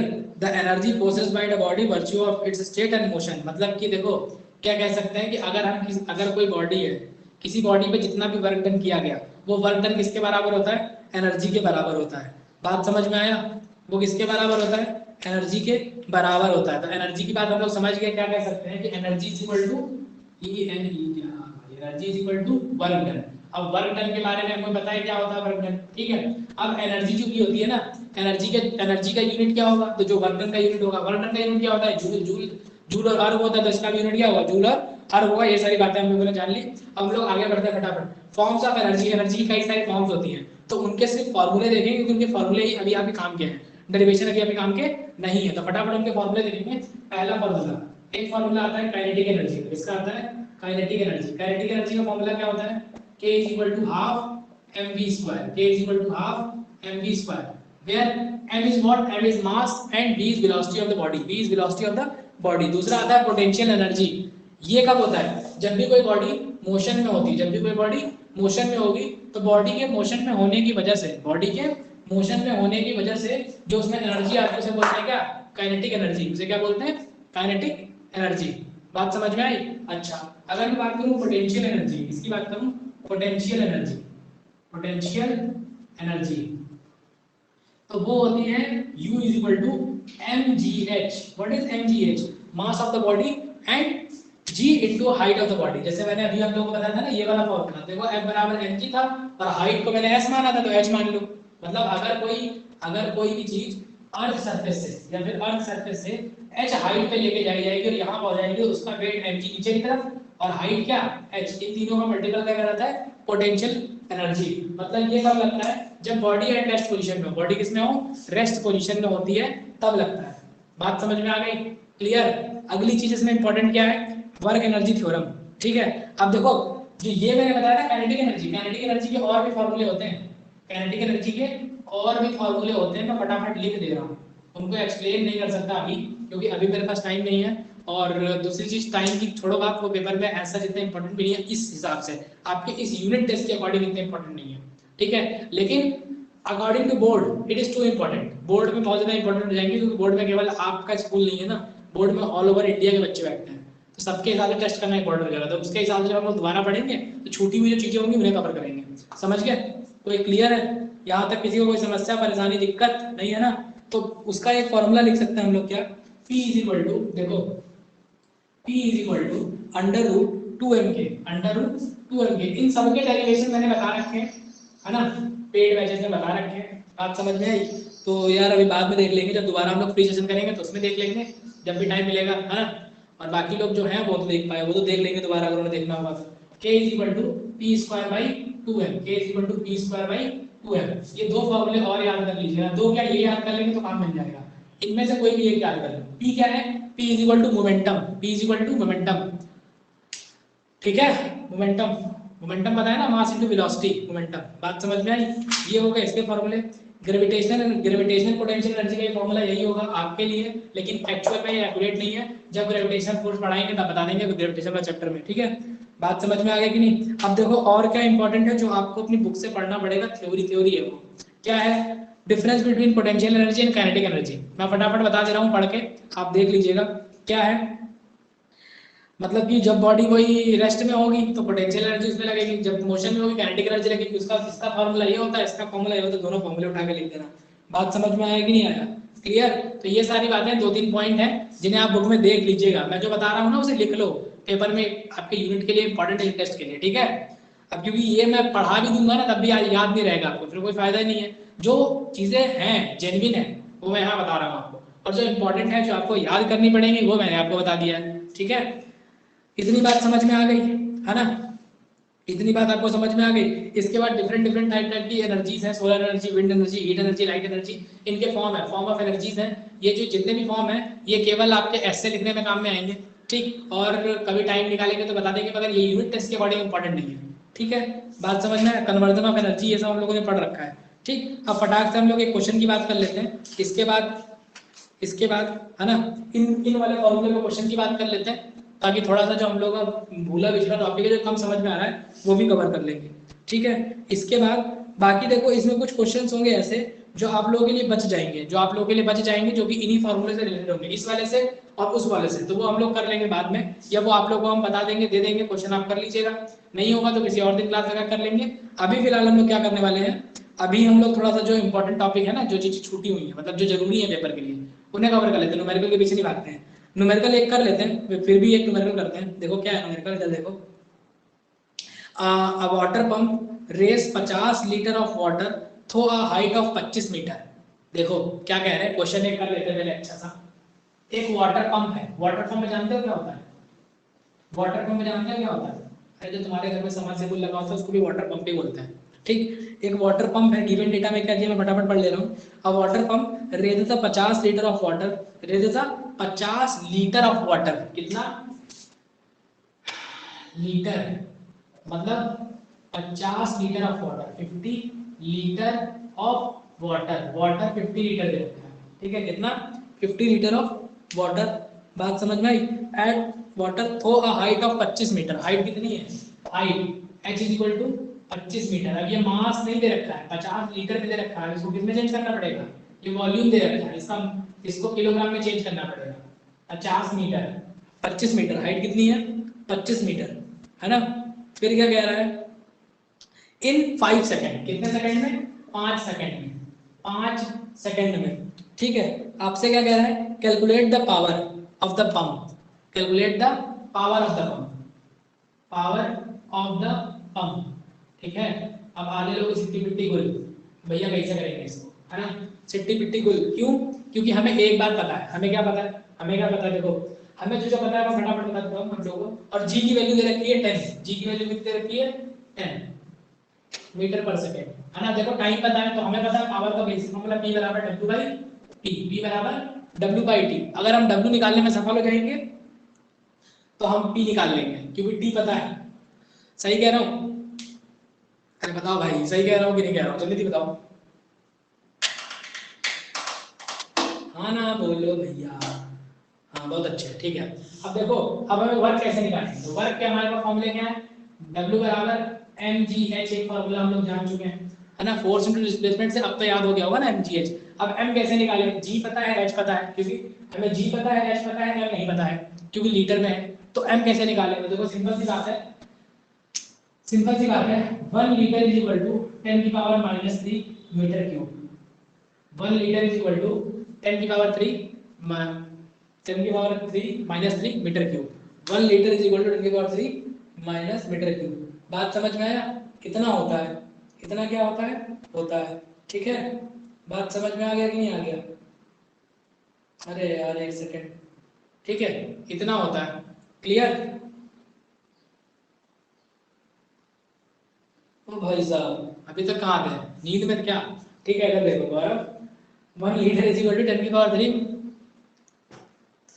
Metre cube. अब देखो, अब हमें कितने लीटर बदलना है, 50 लीटर, तो ये बदलेगा किसमें, अगर मैं 1 लीटर, अगर मैं 50 लीटर में कितने कितने मीटर क्यूब हो जाएंगे, 50 लीटर में, 50 लीटर में 10 की पावर 3 इंटू 50, या ऐसे कह लो 50 इंटू 10 की पावर -3 मीटर क्यूब। ये तो मीटर क्यूब में आया, किलोग्राम में लेके आना है, किलोग्राम में लेके आना है। तो डेंसिटी का फॉर्मूला जानते हो क्या होता है, density is equal to mass upon volume, mass upon volume, ऐसा जानते हो, सब लोग जानते हो। अब देखो ये है क्या, वाटर है, वाटर, ये क्या है वाटर। अब तुम्हारे क्वेश्चन में नहीं देखा, यही सब खेल करेंगे वो, ये है क्या वाटर। अब ये वाटर क्या होता है, ठीक है, अगर मैं आपसे पूछ दूं कि वाटर जो है, वाटर है ना, वाटर, वाटर की डेंसिटी क्या होती है, तो वाटर की डेंसिटी होती है 1000 किलोग्राम पर मीटर क्यूब, 1000 किलोग्राम पर मीटर क्यूब। मास निकालना है, मास निकालना है, वॉल्यूम कितना है, वॉल्यूम निकाल लिया तुमने, 50 गुणा 10 की पावर -3, 50 गुणा 10 की पावर 3 मीटर क्यूब। तो अगर मैं अब इनको पूरा उठा के घर लेके जाऊं तो ये चीज ऐसे बनेगी, 1000 किलोग्राम पर मीटर क्यूब इंटू 50 गुणा 10 की पावर -3, है ना, मीटर क्यूब, बराबर क्या आ जाएगा, मास। देखो मीटर क्यूब से मीटर क्यूब खत्म हो गया, और 10 की पावर -3 से 10 की पावर +3 खत्म हो गया, तो 50 आ गया। तो मास इज इक्वल टू क्या आ गया, 50 किलोग्राम। ये इत्तेफाक है जो आया है, हर बार नहीं आएगा, ठीक है, समझ गए, कितना आ गया 50 किलोग्राम, है ना।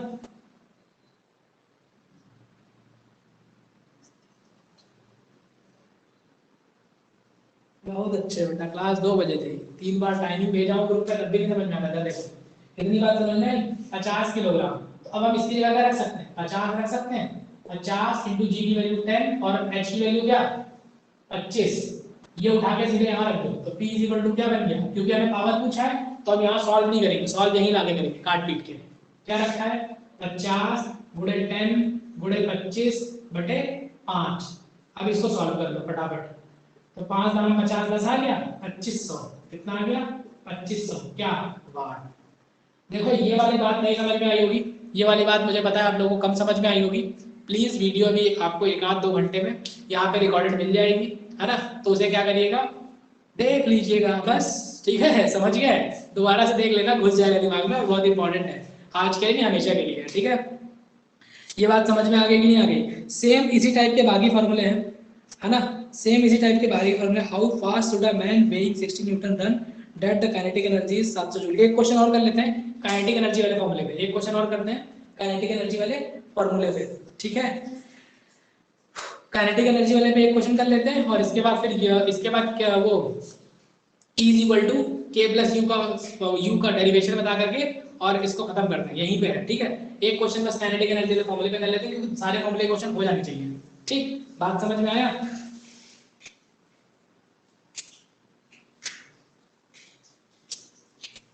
हाँ टाइया, जिस समय जितने लोग गेम मास्टर बन रहे हो ना, ये कौन कौन से गेम मास्टर, अरे वो फ्री फायर वाले गेम मास्टर जो बन रहे हो, ठीक है, उस पर थोड़ा कंट्रोल करो बेटा, है ना? है ना? नहीं तो आप फंस जाओगे, बहुत बुरा फंस जाओगे, समझ गए? चलो इधर देखो, क्वेश्चन पे आते हैं फटाक से, काइनेटिक एनर्जी वाले क्वेश्चन पे आते हैं, टाइम वेस्ट नहीं करते हैं, बहुत हो गया टाइम। देखो काइनेटिक एनर्जी वाले क्वेश्चन पे आते हैं, तो हम लोगों को क्या पता है, क्वेश्चन कह रहे हैं how fast should a man weighing 60 Newton run so that his kinetic energy is 750 joule. कह रहे हैं कि एक आदमी है जो बहुत तेज भाग रहा है, ठीक है? जो भाग रहा है उस समय उसका फोर्स कितना लग रहा है, उस समय उसका फोर्स लग रहा है, फोर्स मतलब एक आदमी को भागते समय फोर्स 600 न्यूटन लग रहा है, कितना लग रहा है? 600 न्यूटन लग रहा है। मतलब कि आदमी कितनी स्पीड से भागे, तुमसे पूछ रहे हैं कि एक आदमी कितनी स्पीड से भागे, एक आदमी कितनी स्पीड से भागे, है ना? एक आदमी कितनी स्पीड से भागे कि उसकी जो वेलोसिटी है, उस मतलब जो उसकी जो काइनेटिक एनर्जी है, काइनेटिक एनर्जी वो 600 वो हो जाए तुम्हारी कितनी, 750 जूल। कितनी हो जाए? 750 जूल। तो तुमसे v पूछ रहा है, वेलोसिटी पूछ रहा है, क्या पूछ रहा है? वो वेलोसिटी बताइए जिससे एक आदमी इतनी तेज भागे कि उसकी काइनेटिक एनर्जी कितनी हो जाए? 750 जूल। तो अब हमको पता है, अब हमको पता है काइनेटिक एनर्जी का फॉर्मूला क्या पढ़ा है हम लोगों ने, half M V square, half M V square. K की वैल्यू कितनी दे रखी है? 750, 1/2। अब मास हमको पता नहीं, वेलोसिटी हमको पता नहीं, और हम चल दिए क्वेश्चन करने, समझ रहे हो? हम चल दिए क्या क्वेश्चन करने, ठीक है? अब वो जी ने भाई ऊपर साइड में चढ़ रहा है, और यहाँ पे तुमको जी की वैल्यू बता रखा है कितनी, जी बराबर 10 मीटर पर सेकंड स्क्वायर, 10 मीटर पर सेकंड स्क्वायर। तो हमको ये तो पता है ना, एफ बराबर क्या होता है? एम इंटू जी, एफ बराबर mass into acceleration into gravity. तो फोर्स की वैल्यू कितनी? 600, मास की वैल्यू निकालनी है, जी की वैल्यू 10 हो गई, तो मास बराबर कितना हो गया? 600 बटे 10, 0 से 0 खत्म, मास इक्वल टू 60 किलोग्राम। ये बात समझ में आई? मास कितना हो गया? 60 किलोग्राम। अब 60 किलोग्राम यहाँ धर दो, ठीक है? देखो तो 750 को 2 से गुणा करोगे, 750 into 2 is equal to 60 into V square, 60 को नीचे भेज दो, 750 into 2 upon 60 is equal to V square, ठीक है? Is equal to V square. इसका रूट ले लो, सॉल्व कर लेना, आंसर आ जाएगा। कर लोगे ना कि मैं करके बताऊं? बेटा बताओ, ये तो कर लोगे यार, कैलकुलेशन कर लोगे ना? जल्दी बताओ, हाँ ना बोलो फटाफट, कैलकुलेशन हो जाएगा कि नहीं?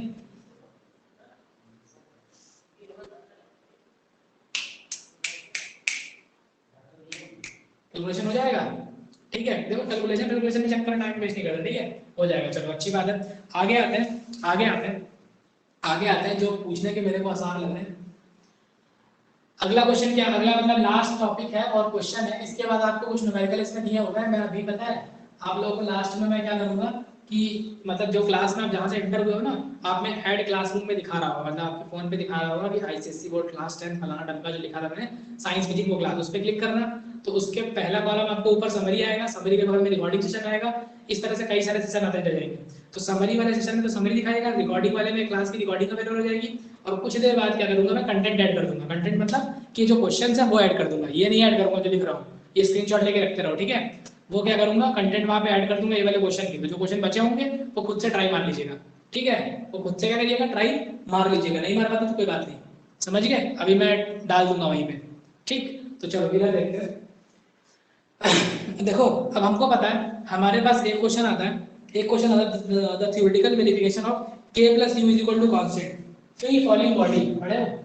फ्री फॉलिंग बॉडी मतलब कि स्वतंत्र रूप से गिरती हुई कोई वस्तु, ऐसे करो और छोड़ दो, जो भी नीचे गिर रहा हो ऐसे पकड़े और छोड़ दिए, तो जो भी नीचे गिर रहा है ये फ्री फॉलिंग बॉडी है। ये क्या है?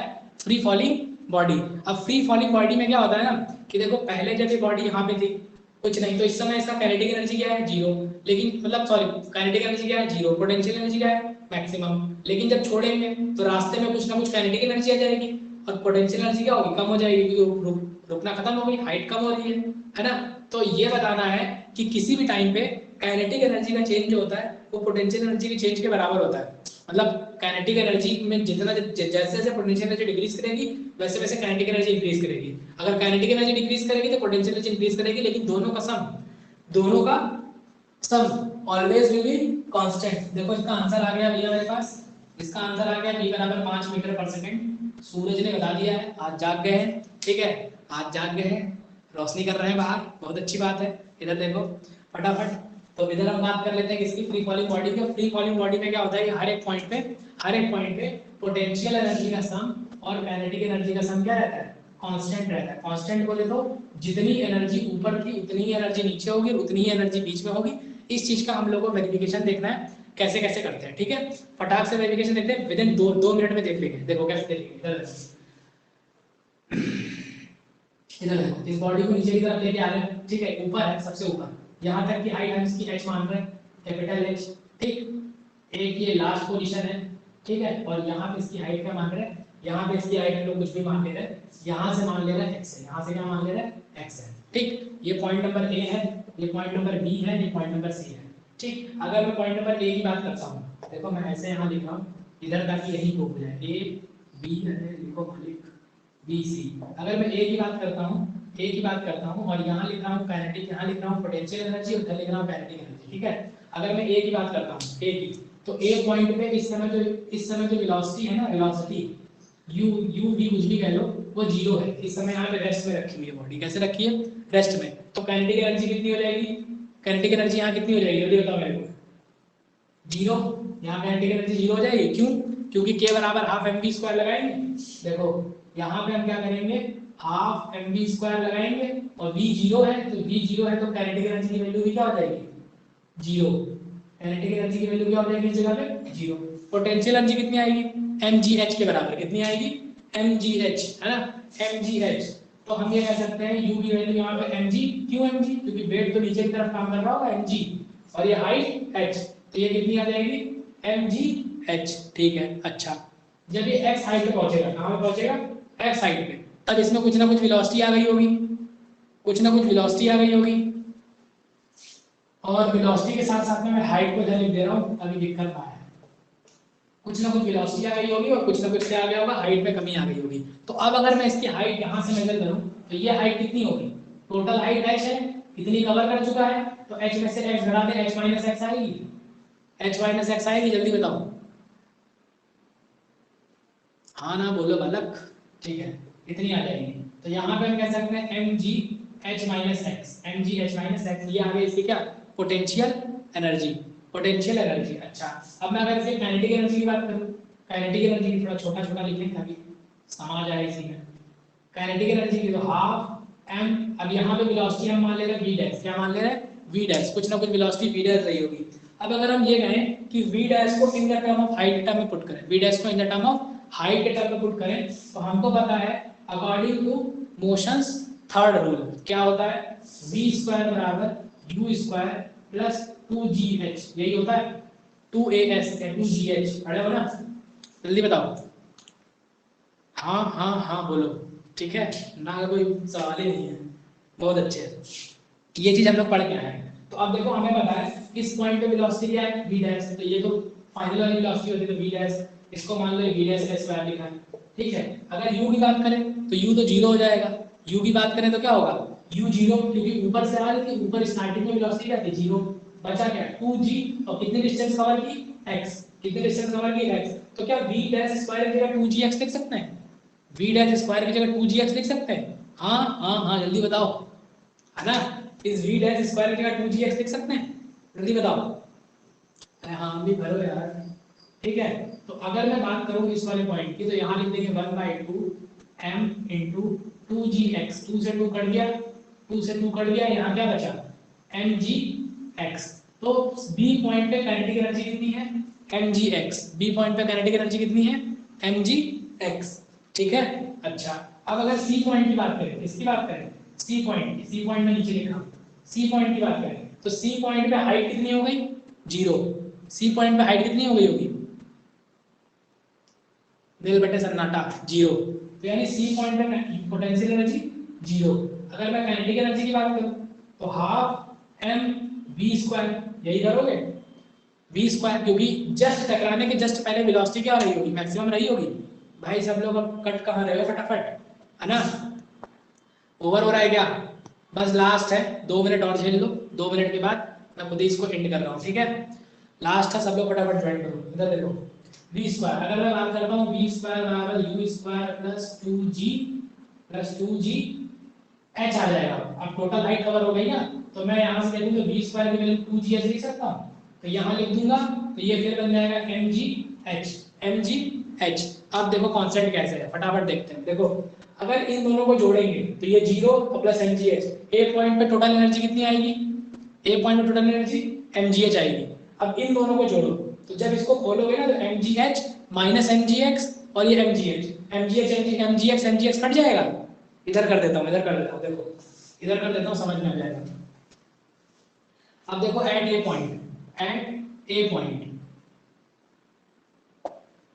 पॉइंट क्या k प्लस यू की वैल्यू, यहाँ पे k की वैल्यू कितनी है 0, u की वैल्यू कितनी है mgh, तो टोटल एनर्जी कितनी आई mgh। एट बी पॉइंट पे क्या है k प्लस यू, k की वैल्यू कितनी है, k की वैल्यू है mgx और u की वैल्यू कितनी है mgh माइनस x, तो सॉल्व करो mgx plus mgh minus mgx से mgx कट गया, mgh आ गया।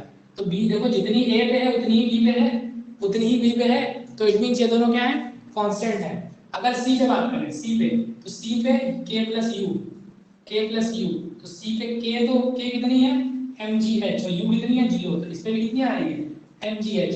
यानी फिलहाल क्या दिख रहा है आपको, हर पॉइंट पे mgh क्या है सेम है। तो इस तरह से हम कह सकते हैं कि फ्री फॉलिंग बॉडी के ऊपर किसी भी पॉइंट पे अगर हम जाके देखेंगे तो उसकी काइनेटिक एनर्जी और पोटेंशियल एनर्जी का सम क्या रहेगा, ऑलवेज कांस्टेंट रहेगा, बदलेगा नहीं। अब इसमें क्वेश्चन कैसे पूछेंगे, इसमें किसी पॉइंट पे वेलोसिटी दे देंगे, किसी पॉइंट पे कुछ दे देंगे, इसका इक्वेशन का यूज और इन दोनों पॉइंट का यूज करा के आपसे क्वेश्चन पूछेंगे। क्वेश्चन कैसे लगेंगे वो देख लेंगे, लेकिन आपसे नहीं पूछेंगे क्वेश्चन, ठीक है, क्योंकि वो जानते हैं अभी आपको समझ में उतने अच्छे से नहीं आया, ठीक है, समझ में आया। तो अब हम लोगों ने इतना कुछ कवर कर लिया आज के दिन, है ना, बहुत कुछ कवर कर लिया। और सबसे बड़ी बात ये कि आप यहाँ बने रहे, ठीक है, सबसे बड़ी बात कि आपने पूरा साथ दिया, है ना, सारा एफर्ट आपका है, मेरा एफर्ट कुछ नहीं है, मेरा तो विदिन 1% के आसपास एफर्ट है, 99 एफर्ट आपका है कि आप अपना पूरा नेट लगा के यहाँ बैठे हो, ठीक है। इसके अलावा बहुत सारे काम होते हैं, लेकिन आप खुद पढ़ने के लिए इच्छुक हो, है ना, खुद आप पढ़ना चाहते हो, इसलिए इस क्लास में इन्वॉल्व हुए हो और इतना सारा आप अच्छे से एफर्ट डाल के पढ़ रहे हो 1 घंटे तक, है ना, बात समझ में आई, तो ये बहुत अच्छी बात है। अब थोड़ी बहुत बात और कर लेते हैं, है ना। अगर आप देखो बात है कि अब थोड़ी सी बात है कि अगर आप ये सब सेशन आपको अच्छा लगता है तो बहुत बढ़िया, आपसे भी पूछेगा, हो सकता हो आपसे निकलने के बाद आपसे पूछेंगे क्लास फीडबैक कैसा लगा, तो आप दे दीजिएगा, ठीक है। इस तरह से जो जैसा भी लगा आपको, अच्छा लगा अच्छा, खराब लगा बहुत खराब, तो बहुत खराब दे दीजिएगा, ठीक है। दूसरी बात यह है कि ये सारी चीज़ आपके लिए इंपॉर्टेंट है और मैं ऐसे ही सेशन अब जब जब मुझे टाइम लगेगा, जब जब मैं फ्री होऊंगा तो ऐसे सेशन करता रहूंगा, तो आप इनको शेयर कर सकते हैं, है ना, जितने लोग चाहें जितने लोग शेयर कर सकते हैं, फ्री पढ़े आप, इसमें कोई दिक्कत नहीं है, ठीक है। और अगर आप हमारे साथ उस प्लस बैच में जुड़ना चाहते हैं, मतलब कि पेड बैच में जुड़ना चाहते हैं, जो कि रेगुलर क्लासेस होती हैं, मैथ्स की और इसकी दोनों की होती हैं अलग अलग, ठीक है। तो अलग अलग अगर रेगुलर क्लास में जुड़ना चाहते हैं तो आप मेरे को व्हाट्सएप पे मैसेज करें, सबके पास नंबर होगा मेरा, है ना, या फिर मेरी वेबसाइट पे जाके डेमो क्लासेस देख लें। डेमो यहाँ देख ही लिया आपने कैसा चल रहा है, आपको खुद ही समझ में आ गया होगा, ठीक है। जुड़ना चाहते हैं तो ठीक है, नहीं जुड़ना चाहते कोई बात नहीं, आप फ्री में इस तरह से सेशन लेके पढ़ते रहे, हमें कोई दिक्कत नहीं है ना। मेन मोटिव हमारा है पढ़ाना, ताकि आप लोगों का भी नुकसान ना हो, चीज़ों का आपका क्या हो नुकसान ना हो, इस वजह से हमारा मेन मोटिव है कि हम आपको पढ़ाते हुए चले, ठीक है। तो अगर आप इस तरह से अच्छे अच्छे सेशन चाहते हैं कि बढ़िया बढ़िया सेशन हो, एक दिन में चैप्टर रिवाइज, देखो अब एक दिन में हमने चैप्टर के लगभग सारे कोर पॉइंट टच कर लिए बिंदु वैल्यू के साथ में, है ना। तो ऐसा पॉसिबल है, देखो अभी तक आपको ऐसा बताया जाता है कि एक दिन में चैप्टर रिवाइज करना पॉसिबल नहीं है। क्यों नहीं पॉसिबल भाई, तो आप एक रात में पूरी बुक खत्म कर सकते हो, जब आपका फाइनल एग्जाम आता है पूरी बुक खत्म कर सकते हो एक रात में, तो एक रात में ये क्यों नहीं कर सकते हो। अभी टाइम आने दो, मैं 4 घंटे में आपको पूरी बुक भी खत्म कराऊंगा, क्यों परेशान हो, ठीक है। मैं एग्जाम आपके बोर्ड एग्जामिनेशन तक बहुत कुछ करा दूंगा, ठीक है, वो मेरे ऊपर छोड़ दो। साल भर में कम से कम हम लोग कम से कम 3 बार सिलेबस पूरा करते हैं, ये मेरी गारंटी है, फिजिक्स केमिस्ट्री दोनों मिला के, समझ गए। तो बाकी लोग जिनको भी इनरोल होना उन्हें इनरोल करवा देना और इन क्लासेस को शेयर कर देना, मतलब इनको मतलब शेयर करना हो तो कर देना, ठीक है। क्लासरूम आईडी में इनरोल करा दोगे, मैं अप्रूव कर दूंगा, तो जो लोग ये आज क्लास छूट गई है वो रिकॉर्डिंग सेशन भी देख लेंगे। ऑनलाइन यही फायदा है कि आप रिकॉर्डिंग सेशन भी हमारे साथ बहुत अच्छे से देख सकते हैं, रिकॉर्डिंग अच्छी क्वालिटी की उपलब्ध होती है, आप देख सकते हैं। और अभी मैं आपको कंटेंट भेज दूंगा, मतलब अभी जो कंटेंट बचा हुआ है ना क्वेश्चन वाला, वो आपको प्रोवाइड करा दूंगा और आपको कोई भी दिक्कत नहीं होगी, ठीक है। ऐसी ही एक क्लास आपकी मैथमेटिक्स की है 3 PM से, ठीक है, 3 PM से। उसका अभी जितने लोग यहाँ जुड़े थे उनको मैं क्लासरूम आईडी शेयर कर दूंगा, उसमें भी इनरोल कर लीजिएगा। और वो भी 1 घंटे की है, मैट्रिसेस की है, क्योंकि मैट्रिसेस आपकी यूनिट टेस्ट में आ रहा है, एक दिन में मैट्रिसेस कवर हो जाएगा क्वेश्चन के फॉर्म में, ठीक है, तो उसे कवर कर लीजिएगा। ओके, तो बताओ कैसा लगा, सही लगा, अच्छा था, मजेदार था, है ना। दांत देनी पड़ेगी भाई, 1 घंटे आप लोगों ने बैठ के फिजिक्स पढ़ा है, ठीक है। इससे पहले इतनी लंबी क्लास की नहीं होगी और इतना कुछ कवर नहीं किया होगा, किया होगा बात अलग है, अपने लेवल पे किया होगा, है ना। बताओ बताओ कैसा लगा एफर्ट, जल्दी बताओ, हाँ ना कुछ बोले यार फिर चला जाए, है ना। जल्दी बताओ, एफर्ट सही था कि नहीं, आपका एफर्ट सही था कि नहीं, मेरा क्या, आपने पूरा ध्यान से पढ़ा ना। हाँ, बहुत अच्छा, ओके, मस्त, जबरदस्त है ना, ठीक है। अगर इस तरह के और सेशन चाहते हो, इतना बता दो, चाहते हो तो हाँ बोल दो, नहीं चाहते हो तो ना बोल दो। अगर ऐसे सेशन चाहते हो कि एक दिन में कोई एक चैप्टर पूरा रिवाइज किया जाए, हम लोग चाहते हो तो बताओ, जल्दी बोलो, हाँ ना बोल दो, फिर मैं अगले के लिए तैयार रहूंगा, है ना, इस तरह के, ठीक है। ठीक, थोड़ा सा अभी मेहनत कर लेते हैं, संडे के बाद मुझे पता है आप लोग की क्लासेस ज़्यादा हो रही है, तो संडे के बाद, मतलब एक आध संडे के बाद आपको छुट्टी भी देंगे, थोड़े दिन की मतलब गैप देंगे, छुट्टी मिड में इस तरह की कोई बातचीत क्लास में रखेंगे। अभी तक हम लोग बातचीत कर रहे हैं, लेकिन अब पढ़ के देखते हैं कैसा लगता है, ठीक है। चलो अपने घर में रहिए, मस्त रहिए, ऐसे ही पढ़ते रहिए। अभी जो मैं मैथ्स की क्लास बता रहा हूँ उसका लिंक आपको भेज दूंगा, मतलब कोड डाल दूंगा, एक बार उसमें इनरोल हो जाए, उसमें फिर लगातार ऐसी क्लास चलती रहेगी, बार बार एनरोल करने का झंझट नहीं है, एक बार कर लीजिए, फिर बार बार हमेशा क्लासेस चलती रहेंगी, मैं बस टाइमिंग भेज दिया करूंगा, आप आ जाया करिएगा, ठीक है। देखो दूसरी बात, अगर आप लोग मेरे से पढ़ना चाहते हैं तो मेरे को मैसेज कर देना कि हाँ भैया, मतलब आप लोग, आपसे हम इस तरह के स्पेशल सेशन में पढ़ना चाहते हैं, तो उसके लिए मैं एक टेलीग्राम ग्रुप जनरेट कर दूंगा, उस पर आप लोगों में फिर नोटिफिकेशन डाल दिया करूंगा एक ही बार में सबको, है ना, जितने लोग चाहते हो, जेनवनली चाहते हो, हम फालतू लोगों को ऐड नहीं करना चाहते ना, जो चाहते नहीं है फिर आए ना ना आए, फिर मेरे को डिस्टर्बेंस होता है उस चीज़ से, ठीक है। जो पढ़ना चाहते हैं सही में, फ्री में भी पढ़ना चाहते हैं सही में भी इस क्लासेस पे, तो जब जब मैं लूंगा तब तक आपको लिंक भेज दूंगा, ठीक है, समझ गए। इसके बाद फिर आपकी मर्जी, अगर पेड ज्वाइन करना हो तो करो, नहीं तो कोई दिक्कत नहीं, समझ गए, ओके, वो पूरा आपका कॉल है, ठीक। तो मिलते हैं नेक्स्ट लेक्चर में फिर कभी ऐसे ही, है ना, मोस्ट प्रोबेबली संडे को मिलेंगे, ठीक, okay, thank you very much. और अपने घर में रहिए, मस्त रहिए, ठीक, और ऐसे ही पढ़ते रहिए, ओके। तो अपना एफर्ट ऐसे ही डालते रहिए, जरूर सक्सेस होगी, ठीक, चलो बाय, टेक केयर, है ना, ठीक है, चलो बाय।